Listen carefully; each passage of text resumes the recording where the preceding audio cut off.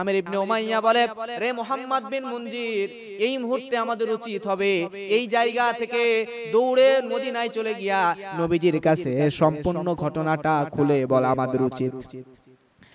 সব ঘটনা নবীজিকে খুলে বলতে হবে।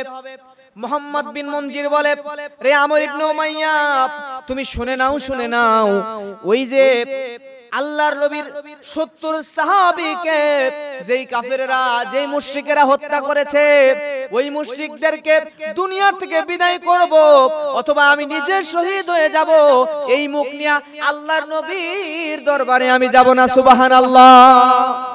আল্লাহ রাসূল সাল্লাল্লাহু আলাইহি ওয়াসাল্লাম তখন মদিনায় অবস্থান করছিলেন। এমতো অবস্থায় নজ দেশের আবু বারা নামক লোকটা কিছু উপহার দেওয়ার জন্য এসেছিল। আল্লাহর নবীকে যখন উপহারগুলো দিবেন, তখন আল্লাহর নবী বলছেন, হে আবু বারা, আমি মুসলমানদের নবী, আমি কোনো মুশরিকের কাছ থেকে কোনো উপহার গ্রহণ করি না। জোরে বলেন সুবহানাল্লাহ। একথা বলার পরে আবু বারা নামক লোকটা কিছু আর বলল না। আল্লাহর নবী তখন বলল, হে আবু বারা, তোমার কাছ থেকে আমি উপহারগুলো নিতে পারি, কিন্তু শর্ত হচ্ছে প্রথমে তোমাকে আমার কাছে কালেমা পড়ে মুসলমান হয়ে যাওয়া লাগবে। তুমি যদি আমার কাছে কালেমা পড়ে মুসলমান হয়ে যাও, তাহলে তোমার সব উপহার সামগ্রীগুলো আমি নবী নিতে পারি, এতে কোনো সমস্যা নাই। আবু বারাকে আল্লাহর হাবিব এবার দাওয়াত দিয়ে দিলেন। ইসলাম কবুলের জন্য যে যে বিষয়গুলো বোঝানোর দরকার, সম্পূর্ণ বিষয়টা তাকে বোঝানো হলো। বোঝানোর পরে আবু বারা ইসলামটা খুব ভালোভাবেই বুঝলেন।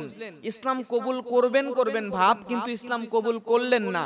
আবার যে ইসলাম কবুল করবেন না এটাও বললেন না, বরং আল্লাহর হাবিবের কাছে একটা আরজি পেশ করলেন, ইয়া রাসূলুল্লাহ, আপনি আমার দেশ নজদবাসীদের কাছে আপনার কয়েকজন বড় বড় সাহাবীকে পাঠান, তারা যদি ইসলামের দাওয়াত তাদেরকে দেয়, আমার বিশ্বাস আমার এলাকার অধিবাসীরা, নজদের মানুষরা আপনার ইসলামকে গ্রহণ করে পুরা নজদবাসী কালেমা পড়ে মুসলমান হয়ে যাবে। সুবহানাল্লাহ। আল্লাহর হাবিব বললেন, হে আবু বারা, আমার আশঙ্কা হয় আমার সাহাবীরা যদি তোমাদের নজ দেশে যায়, তাহলে আমার আশঙ্কা হয়, আমার ভয় হয়, তাহলে আমার সাহাবীদের ক্ষতি হয়ে যেতে পারে। এইবার নজদের এই নেতা বলল, ইয়া রাসূলুল্লাহ, আপনি আপনার সাহাবীকে নির্দ্বিধায় পাঠাইতে পারেন, ওই এলাকার নেতা আমি কথা দিয়ে দিলাম, আপনার কোন সাহাবীর কোনো ক্ষতি কেউ করবে না, আপনার সাহাবীদের প্রাণ রক্ষার দায়িত্ব আমি নিজে নিয়ে নিলাম। এ কথা বললেন। বলার পর রাসূল সাল্লাল্লাহু আলাইহি ওয়াসাল্লাম একটু আশ্বস্ত হলেন।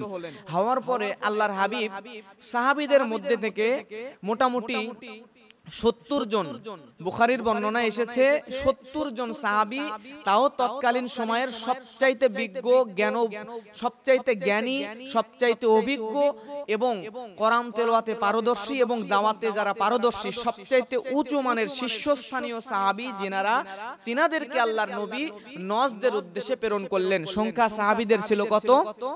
জোরে সবাই বলবেন, চুপ থাকবেন না কেউ। জোরে বলেন, সাহাবীদের সংখ্যা ছিল কত? 70 জন সাহাবীর একটা টিম রাসূল তৈরি করলেন। তৈরি করে এই 70 জনের টিম বানিয়ে তাদের আমির বানিয়ে দিলেন মুনজির ইবনে আমর রাদিয়াল্লাহু তাআলা আনহুকে।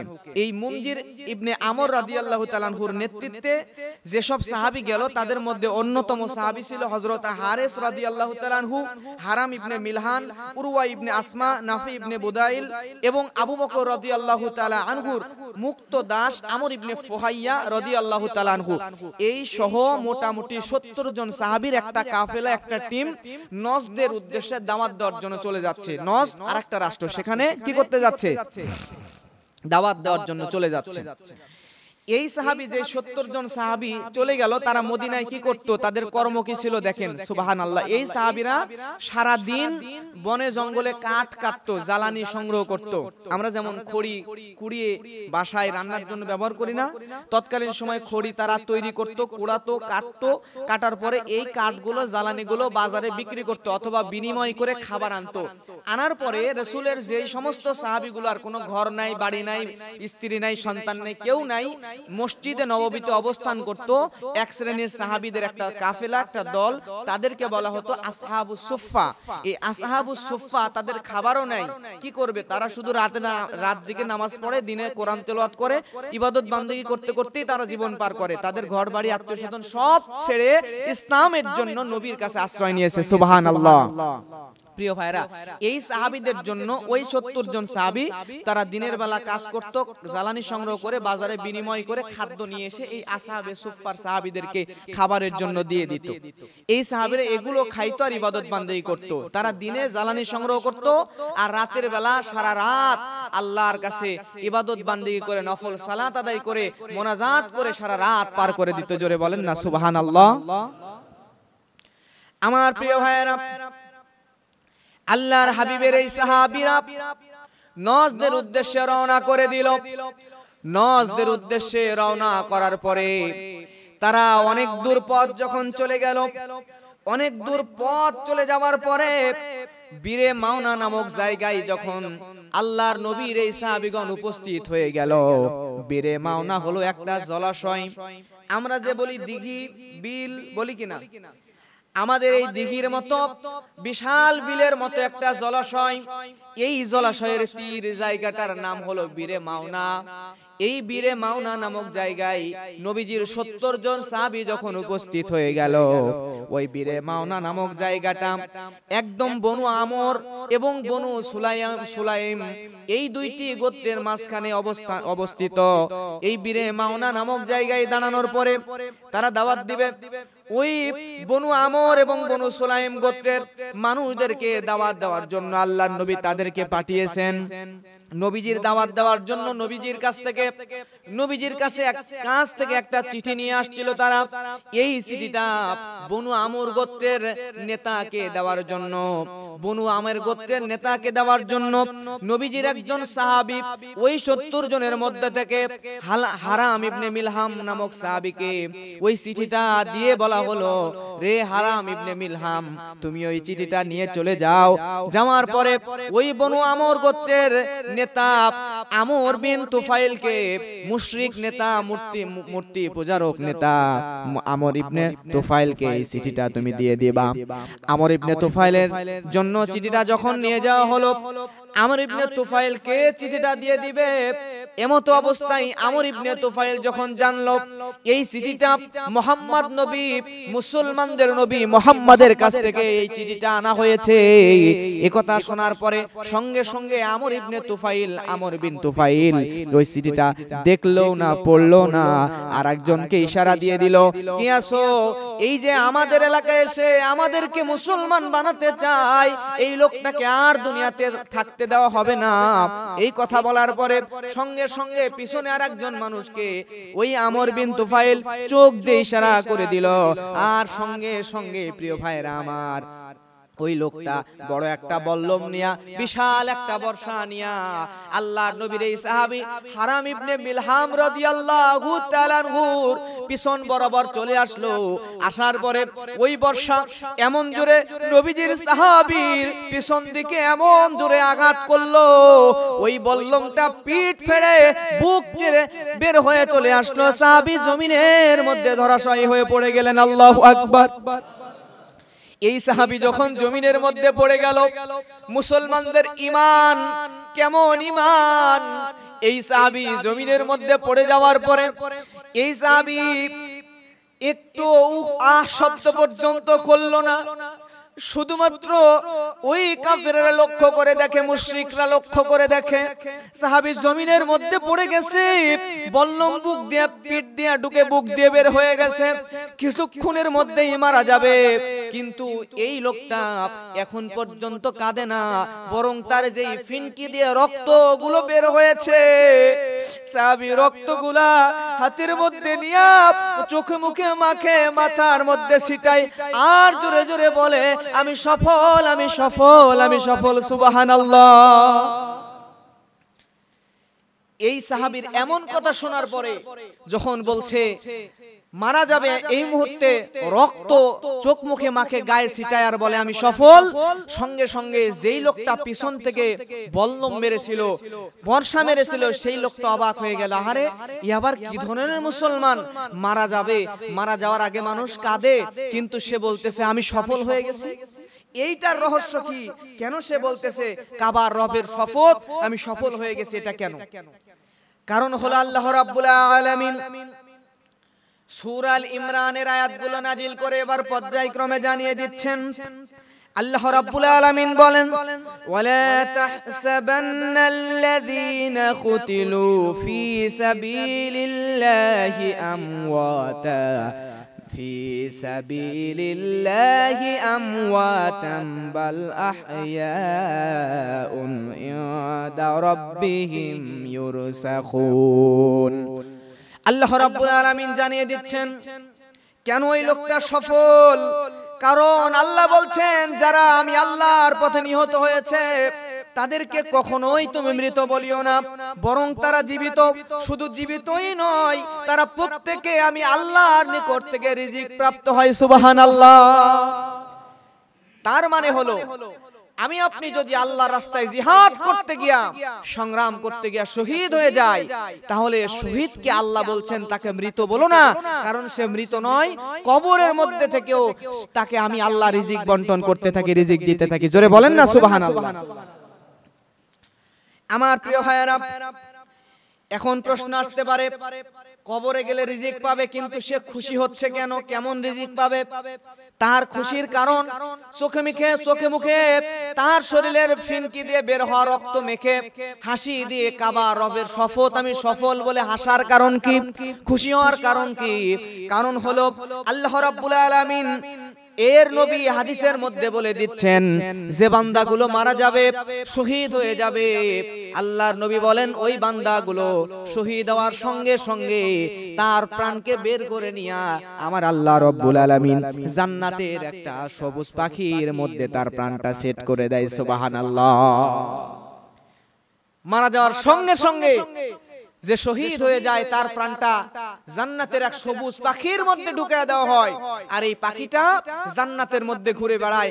একবার দুধের নহরের মধ্যে যা ঠুট লাগায় দুধ চুমুক দিয়ে খায়, আর একবার মধুর নহরে, আর একবার মিঠা পানির নহরে, আর একবার জান্নাতের আঙ্গুর ফলের গাছের উপরে যেখানে ইচ্ছে ঘুরে আর ইচ্ছা মতো খায়।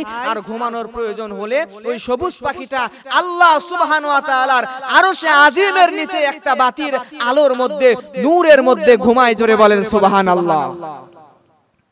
তাহলে এই ব্যক্তি যে মারা গেল খুশি না হয়ে পারে? আমরা যদি মারা যাই, আমরা মারা গেলে সাধারণ অবস্থায় মারা গেলে তো কিছুই না, কিন্তু যদি শহীদ হয়ে মারা যায়, শহীদ হয়ে যায় দ্বীনের জন্য, ইসলামের জন্য, কোরআনের জন্য, কোরআনের আন্দোলনের জন্য যদি শহীদ হয়ে যায়, তাহলে আমার আপনার স্থানও হবে ওই জান্নাতের আল্লাহর আরশের নিচে প্রদীপের মধ্যে ঘুমাইতে পারবো সবুজ পাখি হয়ে। জোরে বলেন না সুবহানাল্লাহ। আমার প্রিয় ভাইয়েরা, আল্লাহ রাব্বুল আলামিন বলছেন ফারিহিনা বিমা আতাহুমুল্লাহু মিন ফাদলিহি ওয়া ইস্তাবশিরুনা বিল্লাযীনা লাম ইয়ালহাকু বিহিম মিন খালফিহিম আল্লা খাউফুন আলাইহিম ওয়ালা হুম ইহসানুন। আল্লাহ রাব্বুল আলামিন বলছেন আল্লাহ সুবহানাহু ওয়া তাআলা নিজ অনুগ্রহে তাদেরকে যা কিছু দিয়েছেন তাতে তারা আনন্দিত হয়েছে। শুধু আনন্দিতই হয় নাই, যারা তাদের জন্য আসতেছে তাদের সংবর্ধনা দেওয়ার জন্য, তাদেরকে রিসিভ করার জন্য, তাদের জন্য আনন্দ প্রকাশ করার জন্য তারা রেডি হয়ে আছে। আর যারা আসবে নতুন করে শহীদ হবে, তারা ভয়ও যেন না পায়, দুঃখিত যেন না হয়। সুবহানাল্লাহ। প্রিয় ভাইয়েরা, আল্লাহ রাব্বুল আলামিন কোরআনে বলছেন, এই আয়াতের ব্যাখ্যায় তাফসীরকারকগণ বলছেন, আমার দিকে মনোযোগ, আর সুবহানাল্লাহ আলহামদুলিল্লাহ একটু জোরে বলতে হবে, যদি না বলেন আপনার ঘুম এসে যাবে। আর সারা সপ্তাহ ঘুমানোর পরে জুমার দিনে এসে জুমার নামাজের আগেও যদি ঘুমায় যান, আমি বারবার বলি, তাহলে কিন্তু আপনার ওযু নষ্ট হয়ে যাবে। আর ওযু নষ্ট হয়ে গেলে আমরা অতখানি ইমানদার না, এতগুলো মানুষের মধ্যে আবার যে ওযু করে আসবো, ওইভাবেই নামাজ পড়ে নিব, লজ্জায় যাব না। ওযু ভেঙে গেছে যদি অন্য কেউ অন্য কিছু মনে করে, আমার কথা বুঝেন নাই? এজন্য লজ্জায় উঠবে না। অতএব যেহেতু উঠতে পারবেন না, অতএব ঘুমাবেন না। ঘুমালে আপনার নামাজ হবে না, আপনি যত বড়ই আল্লাহর ওলি হন। যদি ঘুম ধরে যায়, না ঘুমানোর চেষ্টা করেন। আমি তো সর্বোচ্চ 30, 40, 45 মিনিট সব মিলে নামাজ সহ 45 মিনিট হয়তো সময় নেই। এই সময়টা ঘুমাবেন না। সকালে প্রয়োজনে ঘুমাবেন, বিকালে ঘুমাবেন। আমরা মনে করি শুক্রবার মনে হয় আল্লাহ সারা সপ্তাহ আমরা কাজ কাম করি, শুক্রবারে মনে হয় বিশ্রামের জন্য সময় দিয়েছে নাকি, এজন্য মসজিদে এসে ঘুমাবো। আসলে সারা সপ্তাহ কাজ কাম করেন, এই একটা দিন বেশি ইবাদত বান্দগি করার জন্য আল্লাহ একটা স্পেশাল দিন আপনাকে দিয়েছেন। এখন যদি শুক্রবারকে ঘুমানোর দিন মনে করেন, এই সরকারি চাকরিতে শুক্রবার জুমাবারের দিন ছুটি দেয় কি জন্য? ঘুমানোর জন্য নাকি ইবাদতের জন্য? সারা সপ্তাহ চাইতে এই জুমার দিনে যাতে একটু বেশি ইবাদত বান্দগি করতে পারে এই জন্য। এটা যদি আমরা ঘুমানোর দিন বানাই নি তাহলে হবে না। মনোযোগ দিতে হবে, প্লাস এই সময় ঘুমানো যাবে না। ঘুমালে ওযু নষ্ট হয়ে যাবে। আপনি কষ্ট করে 1 ঘন্টা বসে থাকলেন, আপনার নামাজ হচ্ছে না, তাহলে তো আপনারই ক্ষতি নাকি? এজন্য মিনিমাম আমার কথার জবাবগুলো দেন, তাহলে আর ঘুম ধরবে না ইনশাআল্লাহ। জোরে বলেন ইনশাআল্লাহ। প্রিয় ভাইরা, বলছিলাম তো এই জান্নাতের মধ্যে যেই পাখিগুলো, সবুজ পাখিগুলো আছে, মানে ইতিমধ্যে যারা শহীদ হয়ে গেছে তারা অপেক্ষায় আছে নতুন করে কারা কারা শহীদ হয়ে আমাদের কাছে আসবে, তাদেরকে সংবর্ধনা দেবে এবং তাদেরকে জানায় দিচ্ছে তোমাদের কোনো ভয়ও নাই, তোমাদের কোনো দুঃখও নাই। চিৎকার দিয়ে বলেন আল্লাহু আকবার। আমার প্রিয় মুসলমান ভাইয়েরা, লক্ষ্য করেন এই যে হারাম ইবনে মিলহাম রাদিয়াল্লাহু তাআলা আনহুকে বর্ষা দিয়ে শহীদ করলো, মনে আছে তো? তাকে যে শহীদ করে ফেললো, সে যে দ্বীনের জন্য, ইসলামের জন্য যুবক বয়সে দুনিয়া থেকে চলে গেল, শহীদ হয়ে গেল, এত কষ্ট পরিশ্রম করলো, তার এই শ্রম বৃথা যাবে নাকি? জোরে বলেন, তার শ্রম বৃথা যাবে নাকি? আল্লাহ রাব্বুল আলামিন কোরআন মাজিদের মধ্যে বলছেন, ইয়াস্তাবশিরুনা বিনি'মাতিন মিনাল্লাহি ওয়া ফাদলিন ওয়া আন্নাল্লাহা লা ইউযিউ আজরাল মুমিনিন। আল্লাহ রাব্বুল আলামিন বলেন, আল্লাহ রাব্বুল আলামিনের নিয়ামত এবং অনুগ্রহের জন্য তারা যেন আনন্দ প্রকাশ করে, কারণ এটা এই জন্য মুমিনদের শ্রম আল্লাহ রাব্বুল আলামিন কোনো অবস্থাতেই নষ্ট করেন না। জোরে বলেন সুবহানাল্লাহ। কোন মুমিন বান্দার শ্রম নষ্ট হয় না। আপনি দ্বীনের জন্য পরিশ্রম করবেন, আপনি একজন ইসলামের দাওয়াত দিচ্ছেন, একজনকে ইসলামের দাওয়াত দিচ্ছেন, একজনকে কোরআনের দাওয়াত দিচ্ছেন, একজনকে আপনি দ্বীনের পথে আনার চেষ্টা করতেছেন। আপনি চেষ্টা করে সে আসলো না দ্বীনের পক্ষে, কিন্তু আপনি আপনার জায়গা থেকে চেষ্টা করলেন। জেনে রাখেন আপনার শ্রম বৃথা যাবে না। কেন বৃথা যাবে না? কারণ হলো ওই হারাম ইবনে মিলহাম যখন দাওয়াত দিল, দাওয়াত দেওয়ার পরে নবীজির চিঠি যখন মুশরিক নেতাকে, মুশরিক আমের বিন তুফাইল নামক আল্লাহর শত্রুকে দিয়ে দিল, সে ইশারা করে দিল আমাদের মধ্যে থেকে কি আসো, তাকে হত্যা করো। পিছন থেকে আমার প্রিয় ভাইয়েরা, জব্বার ইবনে সুলমা কিলাবি নামক একজন ব্যক্তি ওই হারাম ইবনে মিলহাম রাদিয়াল্লাহু তাআলা আনহুকে পিছন দিক থেকে বর্ষা মেরে দিল। এত জোরে বর্ষা নিক্ষেপ করে দিল, বর্ষা নিক্ষেপ করে দেওয়ার পরে পিঠ ফেড়ে, বুক ফেড়ে বর্ষা বের হয়ে জমিনের মধ্যে ধরাশয়ী হয়ে পড়ে গেলেন। পড়ে যাওয়ার পরে হারাম ইবনে মিলহাম রাদিয়াল্লাহু তাআলা আনহু কাঁদলেন না, বীরের মতো রক্তগুলো লিয়া চেহারার মধ্যে মাখেন, মাথার মধ্যে মাখেন। এই দৃশ্যটা দেখার পরে আমার প্রিয় ভাইরা, সঙ্গে সঙ্গে যেই লোকটা পিছন থেকে বল্লম মেরেছিল, বর্ষা মেরেছিল, ওই লোকটা জব্বার ইবনে সুলমা কিলাবি, সে অবাক হয়ে গেল। আহারে, আমার কেমন মুসলমান, তাকে হত্যা করার জন্য পাথর নিক্ষেপ করলাম, হত্যা করার জন্য বল্লম নিক্ষেপ করলাম, সে মরে যাওয়ার আগে কান্না করবে কি হাসতেছে। আর কেন বলল কাবার রবের শপথ, আমি সফল, আমি সফল, এই কথা কেন সে বলল? কারণটা কি? এই বিষয়টা জানতে হবে। ওই জব্বার নামক ব্যক্তিটা নবীজির সাহাবীর মৃত্যুর আগে হাসির রহস্য খোঁজার জন্য বের হয়ে গেল। খুঁজতে খুঁজতে পেয়ে গেল এই লোকটা মৃত্যুর আগের মুহূর্তেও তার কেমন ঈমান, সে হাসতেছে, রক্ত নিজের শরীরে মাখতেছে আর হাসে। তারপরে মারা গেল, শহীদ হয়ে গেল। আর এই জব্বার ইবনে সুলমা কিলাবি নামক লোকটা হাঁটতে হাঁটতে চলে গেল মদিনায়। যাওয়ার পরে খোঁজ নিয়ে দেখতে পেল এমন একটা ধর্মের সন্ধান সে পেয়ে গেল, এমন আল্লাহর সন্ধান পেয়ে গেল, আর এমন জান্নাতের সংবাদ সে পেয়ে গেল। ওই জান্নাতে যাওয়ার জন্য ওই নবীজির এই সাহাবী মৃত্যুর আগে হাসতেছিল। ওই জান্নাতের খবর, ওই জান্নাতের সংবাদ আর ওই লোকটার মৃত্যুর দৃশ্য দেখার পরে জব্বার নামক হত্যাকারী ব্যক্তির হৃদয়কে আল্লাহ পরিবর্তন করে দিলেন, আর সে কালেমা পড়ে ইসলামের সুশীতল ছায়ায় চলে আসলে। সুবহানাল্লাহ। চিন্তা করে দেখেন যে আল্লাহ যে বললেন মুমিনদের শ্রম আমি আল্লাহ নষ্ট করি না, তাহলে যে সাহাবী চিঠি দিতে গিয়ে মারা গেল, হত্যা করা হলো, শহীদ করা হলো, তার শ্রম কি বৃথা গেল? যেই লোকটি তাকে হত্যা করলো সেই লোক হত্যার রহস্য কেন সে কাঁদলো না হাসলো, এই রহস্য মৃত্যুর আগে হাসে কেন, কষ্ট হয় কাদার কথা, এই রহস্য বের করতে গিয়ে সে নিজেও কালেমা পড়ে মুসলমান হয়ে গেল। সুবহানাল্লাহ বলেন। আমার প্রিয় ভাইরা লক্ষ্য করেন, এইবারে ওই আল্লাহর শত্রু মুশরিক আমের বিন তুফাইল নামক ওই শয়তান সে চিন্তা করলো, সে যখন বুঝতে পারলো মুসলমান নবীর 70 জন সাহাবী ওই বাড়ি বীরে মাওনা নামক জায়গায় অবস্থান করছে, সে মনে মনে চিন্তা করলো আমরা তো মুসলমান হবই না, আমাদের নেতাদেরকে মুসলমানরা যতগুলো হত্যা করেছে এর বিনিময়ে মুসলমান নবীর একজন সাহাবীকেও আমরা ফিরে যেতে দেব না। ওই নবীর 70 জন সাহাবীকে আমরা হত্যা করে ফেলবো, এ কথা চিন্তা করে নবীজির সাহাবীদেরকে হত্যা করার জন্য বনু আমের গোত্র ওই আমের বিন তুফাইল এই মুশরিক আল্লাহর শত্রু তার নিজের গোত্র বনু আমেরের কাছে চলে গেল। যাওয়ার পরে তাদেরকে উস্কানি দেওয়া শুরু করলো, ওই মুহাম্মদ নবীর সাহাবীরা আমাদেরকে হত্যা করেছিল, আজকে ওই নবীর সাহাবীরা এখানে এসেছে, ওই নবীর সাহাবীদেরকে আমরা হত্যা করে ফেলবো, চলো আমরা হত্যা করতে যাই। কিন্তু আল্লাহর নবীর কাছে তাদেরই নেতা বনু আমের গোত্রের নেতা আবু বারা গিয়ে আল্লাহর নবীকে ওয়াদা দিয়েছিল, নবী গো আমি থাকতে আমি আপনার সাহাবীদের কোনো ক্ষতি হতে দেব, কোন সাহাবীর ক্ষতি হতে দেব না, নবীর কাছে ওয়াদাবদ্ধ হয়ে আছে। বনু আমের গোত্রের নেতারা বলে, লোকেরা বলে আমাদের নেতা আবু বারা মুসলমানদের নবীর কাছে ওয়াদাবদ্ধ, আমরা নবীর সাহাবীদেরকে হত্যা করতে পারবো না, অতএব আমরা তোমার সঙ্গ দিতে পারবো না। এবার এই আমের বিন তুফাইল নামক মুশরিকটা, এই মুশরিক আমের বিন তুফাইল বনু আমের গোত্রের কাছে গিয়ে কাজ না হয়ে চলে গেল বনু সুলাইম গোত্রের কাছে। এই বনু সুলাইম গোত্রের কাছে গিয়া তাদের 3টা শাখা গোত্রকে একত্রিত করে বলল, ওই মুসলমানদের নবীর সাহাবীরা আমাদের এখানে বীরে মাওনার কাছে এসেছে, ওই মুসলমানের নবীর সাহাবীদেরকে আমরা হত্যা করব, তোমরা এই মুহূর্তেই চলো।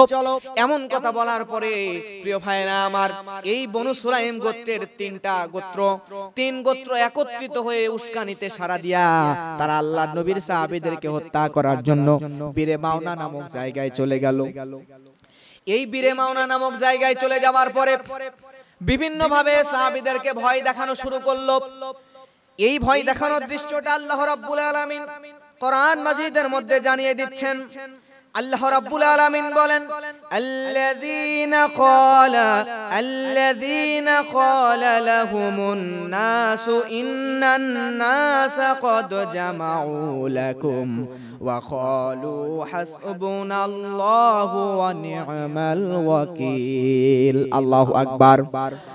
আল্লাহ রাব্বুল আলামিন বলছেন, লোকেরা তখন ওই সাহাবীদেরকে বলাবলি শুরু করলো। লোকেরা তাদেরকে বলছিল, তোমাদের বিরুদ্ধে লোক জমা হয়ে গিয়েছে, সুতরাং তোমরা তাদেরকে ভয় করো।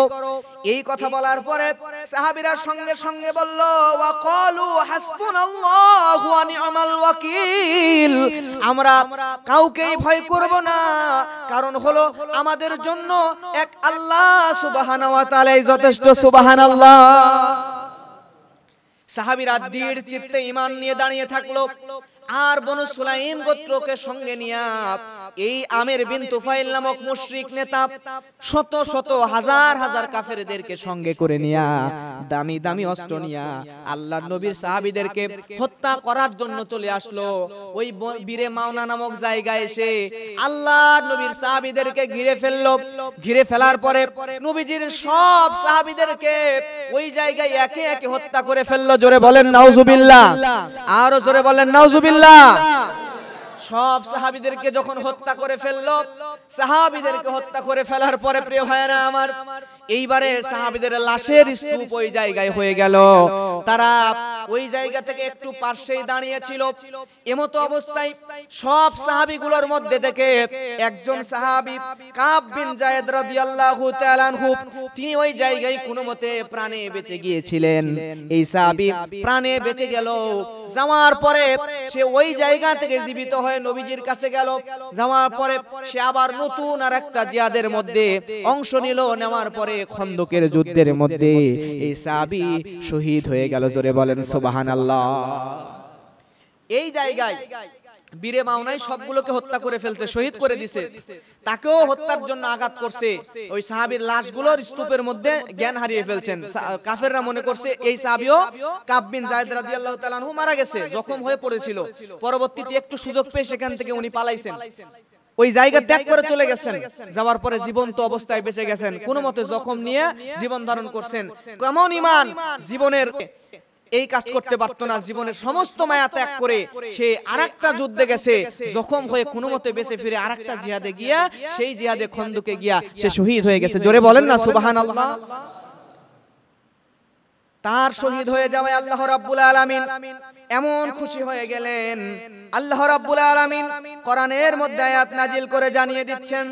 আল্লাহ সুবহানাহু ওয়া তাআলা বলেন, الذين استجابوا لله والرسول من بعد ما أصابهم القرح للذين أحسنوا منهم واتقوا أجر عظيم الله أكبر। আল্লাহ রাব্বুল আলামিন বলছেন, জখম হওয়ার পরে, জখম হয়ে যাওয়ার পরেও যারা আল্লাহ এবং রাসূলের ডাকে সাড়া দিয়েছে, তাদের মধ্যে যারা সৎ কাজ করে এবং তাকওয়া অবলম্বন করে, তাদেরকে আল্লাহ রাব্বুল আলামিন বলেন তাদের জন্য আমি আল্লাহর পক্ষ থেকে রয়েছে মহা পুরস্কার। সুবহানাল্লাহ। তার মানে এই যে আপনার সাহাবী কাব বিন যায়েদ রাদিয়াল্লাহু তাআলা আনহু বীরে মাওনায় জখম হওয়ার পরেও সে আল্লাহ এবং রাসূলের ডাকে আবার সাড়া দিল। ঈমান অবস্থায় থেকে সে খন্দকের ময়দানে শহীদ হয়ে গেল। আল্লাহ তার উপরে এত খুশি হয়ে গেলেন। আল্লাহ বলেন, বান্দারে, তুমি আমি আল্লাহ এবং আমার রাসূলের ডাকে সাড়া দিয়া তুমি জখম হওয়ার পরও ডাকে সাড়া দিলা এবং তুমি আবার শহীদ হয়ে গেলা, আমি আল্লাহ তোমার জন্য মহা পুরস্কার, বিশাল বড় একটা পুরস্কারের ব্যবস্থা করে রেখে দিলাম। জোরে বলেন সুবহানাল্লাহ। বলেন তো সেই পুরস্কারের নাম কি? আরো জোরে বলেন, নাম কি? আমার প্রিয় ভাইরা লক্ষ্য করেন, এইবারে ওই জায়গায় যেই সাহাবীগুলোকে হত্যা করা হয়েছে, শহীদ করা হয়েছে, ওই 70 জন সাহাবীর মধ্যে 2 জন সাহাবী অবশিষ্ট ছিল। এই 2 জন সাহাবীদের যেই উটগুলো নিয়ে বীরে মাওনায় অবস্থান করেছিল, ওই উটগুলোর মধ্য থেকে প্রিয় ভাইরা আমার দুইটা সাহাবী উটগুলোর মধ্যে থেকে কিছু উটকে খাবার খাওয়ানোর জন্য, কিছু উটকে চড়া করানোর জন্য একটু দূরে নিয়ে গিয়েছিল। ওখান থেকে একটু দূরে নিয়ে গিয়েছিল, সেখানে উটকে খাবার খাওয়াচ্ছিল, উট চড়া করাচ্ছিল। উট চড়া করাইতে ওই 2 জন সাহাবী লক্ষ্য করে দেখলেন যে আসমানের দিকে যেই জায়গায় বীরে মাওনা, যেই জায়গায় নবীজির সাহাবীরা অবস্থান করছে, ওই জায়গায় একটা দুইটা নয়, শত শত পাখিগুলো আসমানের উপর উঠতেছে। আমাদের এলাকায় দেখবেন, যদি কোনো জায়গায় গরু মরে পড়ে থাকে, অথবা কোনো প্রাণী যদি মরে পড়ে থাকে, অথবা বিদ্যুতের খুঁটিতে যদি কিছু বিস্ফোরণ হয়ে যায়, তাহলে দেখবেন ভয়ানক কিছু হলে ওই জায়গার উপরে শত শত কাক এসে, পাখিরা এসে উড়াউড়ি করে, কি করে না? উড়াউড়ি করে, অনেক পাখি এসে উড়াউড়ি করে, চিল, কাক এগুলো উড়াউড়ি করে। ঠিক তেমন করে ওই সাহাবীরা লক্ষ্য করে দেখলো, বীরে মাওনার যেই জায়গায় নবীজির সাহাবীদেরকে রেখে দেওয়া হয়েছে, ওই জায়গার মধ্যে একটা দুইটা নয়, শত শত কাক আসমানের উপর উঠতেছে। এই দৃশ্য দেখার পরে নবীজির সাহাবীরা চিন্তিত হয়ে গেল। উট নিয়া দৌড়াইয়া আল্লাহর নবীর সাহাবীরা যেখানে অবস্থান করছিল ওই জায়গায় চলে আসলো। ওই বীরে মাওনা নামক জায়গা আসার পরে দেখে কি মর্মান্তিক এক ঘটনা। নবীজির সাহাবীদেরকে এই জায়গায় রেখে উট নিয়ে চলে গিয়েছিল এমতো অবস্থায় আল্লাহর নবীর সাহাবীরা ওই জায়গায় সাহাবীদেরকে মুশরিকেরা হত্যা করেছে, হত্যা করে লাশের স্তূপ বানিয়ে ফেলেছে। শুধু তাই নয় প্রিয় ভাইরা আমার, তাদেরকে হত্যা করে লাশগুলো এক জায়গায় জমা করে রেখে দিয়েছে। এই দুইজন সাহাবী দেখার পরে, যেই দুইজন সাহাবী উট চড়াইতে গিয়েছিল, তাদের মধ্যে একজনের নাম হলো আমের ইবনে উমাইয়া, আরেকজনের নাম হলো মুহাম্মদ বিন মুনজির। এই দুইজন সাহাবীর মধ্যে মুহাম্মদ বিন মুনজির নামক সাহাবী আল্লাহর নবীর আরেকজন সাহাবী আমির ইবনে উমাইয়াকে বলে, রে আমির ইবনে উমাইয়া, তুমি একটু বলো তো, এই অবস্থায় নবীজির সাহাবীদেরকে তো তারা হত্যা করে ফেলেছে, আমাদের দুইজনের এখন করণীয় কি? এখন আমরা কি করতে পারি তুমি একটু বলো। সঙ্গে সঙ্গে আমির ইবনে উমাইয়া বলে, রে মুহাম্মদ বিন মুনজির, এই মুহূর্তে আমাদের উচিত হবে এই জায়গা থেকে দৌড়ে মদিনায় চলে গিয়া নবীজির কাছে সম্পূর্ণ ঘটনাটা খুলে বলা আমাদের উচিত। সব ঘটনা নবীজিকে খুলে বলতে হবে। মুহাম্মদ বিন মুনজির বলে, রে আমির ইবনে উমাইয়া, তুমি শুনে নাও, ওই যে আল্লাহর নবীর 70 সাহাবীকে যেই কাফেররা, যেই মুশরিকেরা হত্যা করেছে, ওই মুশরিকদেরকে দুনিয়া থেকে বিদায় করব অথবা আমি নিজে শহীদ হয়ে যাব, এই মুখ নিয়ে আল্লাহর নবীর দরবারে আমি যাব না। সুবহানাল্লাহ। প্রিয় ভাইরা আমার, এই মুনজির বিন মুহাম্মদ নামক সাহাবী চলে গেল শত শত কাফেরদের সঙ্গে যুদ্ধ করবে। সে একা তরবারি নিয়ে তাদের সামনে মোকাবেলা করতে গেল। যাবার পরে সেই জায়গায় যুদ্ধ করতে গিয়া মুহাম্মদ বিন মুনজির নামক সাহাবী শহীদ হয়ে গেল। আল্লাহু আকবার। শহীদ হয়ে যাওয়ার পরে মর্মান্তিক ভাবে তাকে শহীদ করে ফেলে দেওয়া হলো। আর বাকি থাকলো আমির ইবনে উমাইয়া। এই সাহাবী এবার তাদের কাছে যখন আত্মসমর্পণ করে ফেললো, তাকে দাস বানিয়ে ফেললো। দাস বানিয়ে ফেলার পরে ওই কাফেরদের মুশরিকদের নেতা আমির বিন তুফাইল তাকে জিজ্ঞাসা করলো, রে আমির ইবনে উমাইয়া, তুমি বলো তো তোমার গোত্র কি, তোমার পরিচয় কি? আমির ইবনে উমাইয়া তখন বলছে, আমি হলাম মুদার গোত্রের লোক। আর তৎকালীন সময়ে বনু আমের এবং মুদার গোত্র, এই দুইটা গোত্র খুব নিকটবর্তী ছিল, কাছাকাছি ছিল। এই দুইজনের খুব ভালো সম্পর্ক ছিল। এই দুই গোত্রের ভালো সম্পর্কের কারণে তাকে আর ওই লোকটাকে সঙ্গে সঙ্গে আমির বিন তুফাইল, আমির ইবনে উমাইয়া রাদিয়াল্লাহু তাআলা আনহুকে হত্যা করলো না। তাকে হত্যা না করে তাকে দাস বানায় ফেললো। এবং হঠাৎ করে আমির বিন তুফাইল নামক মুশরিকের মনে পড়লো, আমার মা তো একজন গোলামকে মুক্ত করে দেওয়ার মান্যত করেছিল, আজকে মোক্ষম সময় আমি একজন গোলামকে পেয়ে গিয়েছি, আবার তাকে হত্যাও করা যাবে না, সে আমাদের বন্ধু গোত্রের লোক, এই জন্য তাকে হত্যাও করা যাবে না, আবার মায়ের মান্যত আছে। এই জন্য সঙ্গে সঙ্গে আমির বিন তুফাইল ওই গোলামকে, মুসলমান সাহাবীকে মুক্ত করে দিলেন। জোরে বলেন সুবহানাল্লাহ। এই মুসলমান সাহাবী যখন মুক্ত হয়ে গেল, মুক্ত হয়ে যাওয়ার পরে এই সাহাবী রওনা দিয়ে দিল। রওনা দিয়ে মদিনায় চলে যাবে। প্রতিমধ্যে পথের মধ্যে আরো দুইজন জৈনক ব্যক্তির সঙ্গে দেখা হয়ে গেল।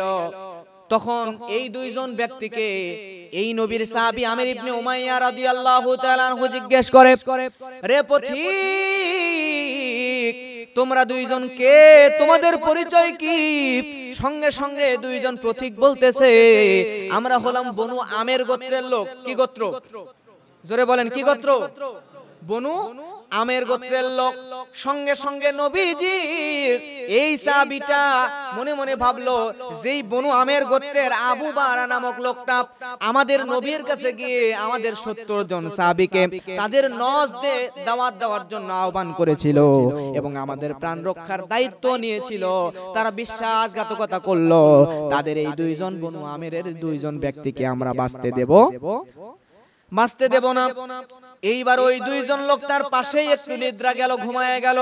সঙ্গে সঙ্গে তরবারি কোষ মুক্ত করে আমির বিন উমাইয়া কোপ দিয়ে এই দুইজনকে, বনু আমের দুই গোত্রের দুইজনকে হত্যা করে ফেললো। আল্লাহু আকবার। হত্যা করার পরে এই আমির ইবনে উমাইয়া রাদিয়াল্লাহু তাআলা আনহু নবীজির দরবারে চলে গেলেন।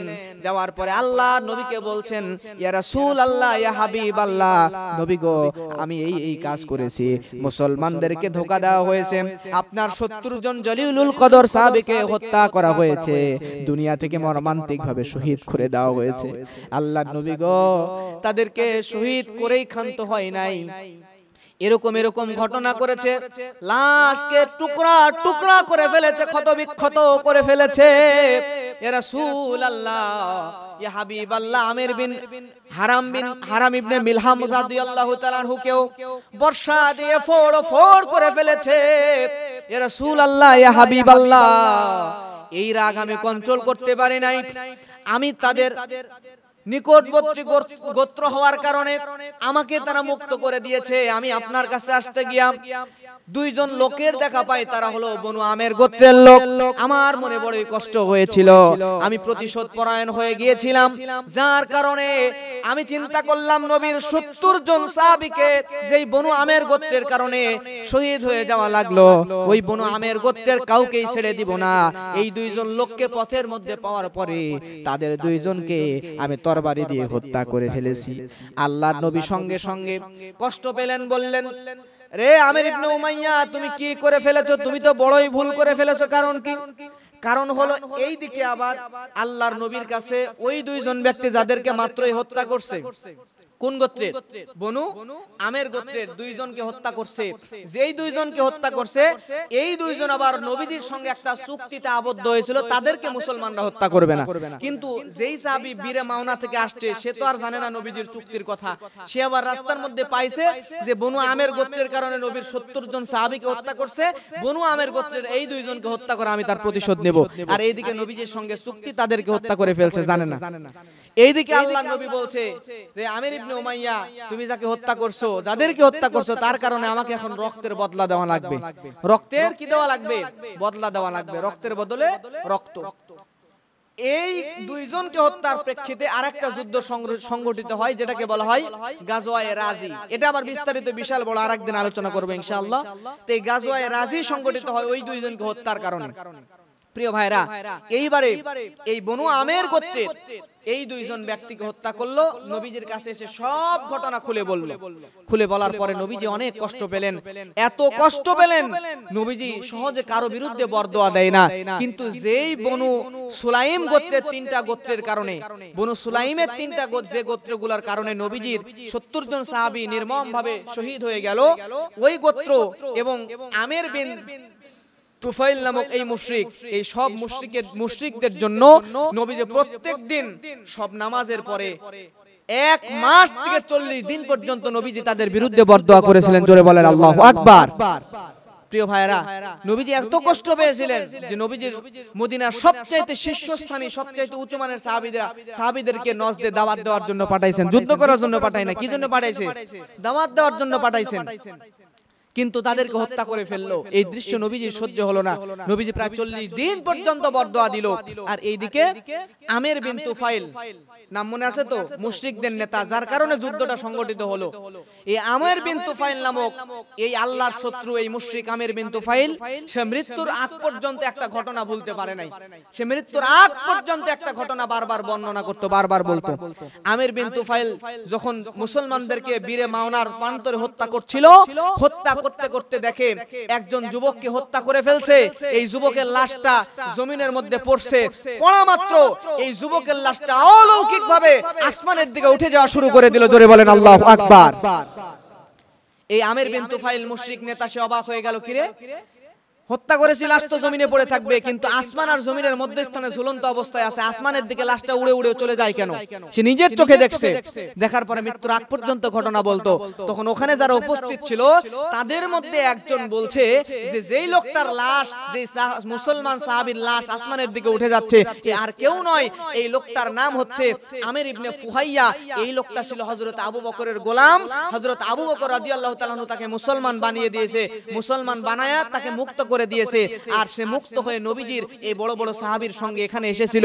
আর এই আমির ইবনে ফুহাইয়া নবীজি এবং হযরত আবু বকরের সঙ্গে নবীজির হিজরতের সাথী হয়েছিলেন। আবু বকরের উটের লাগাম রশি ধরেছিল, জোরে বলেন সুবহানাল্লাহ। এই নবীজির হিজরতের সাথী হওয়ার কারণে আমির ইবনে ফুহাইয়া একজন গোলাম হওয়ার পরেও তাকে আল্লাহ এত সম্মান দিয়েছেন, এত সম্মান দিয়েছেন যে বীরে মাওনায় যখন তাকে হত্যা করে ফেলেছে অন্য সাহাবীদের লাশের মতো ওখানে পড়েছিল না। এই সাহাবীকে একজন গোলাম হওয়ার পরেও দ্বীনের জন্য, ইসলামের জন্য নবীজির হিজরতের সঙ্গী হওয়ার কারণে আল্লাহ তাকে এত সম্মান দিয়েছেন, এত সম্মান দিয়েছেন, তার লাশটাকে আল্লাহ আসমানে উঠায় নিয়েছেন। জোরে বলেন না সুবহানাল্লাহ। প্রিয় ভাইরা, আমাদেরকে ওই সাহাবীদের মতো জীবন গড়ার তৌফিক দান করুক আল্লাহ। দুনিয়া আমাদেরকে না দিলেও আমাদেরকে জান্নাতের নিয়ামতগুলো দান করুক। সকলে বলেন আল্লাহুম্মা আমিন।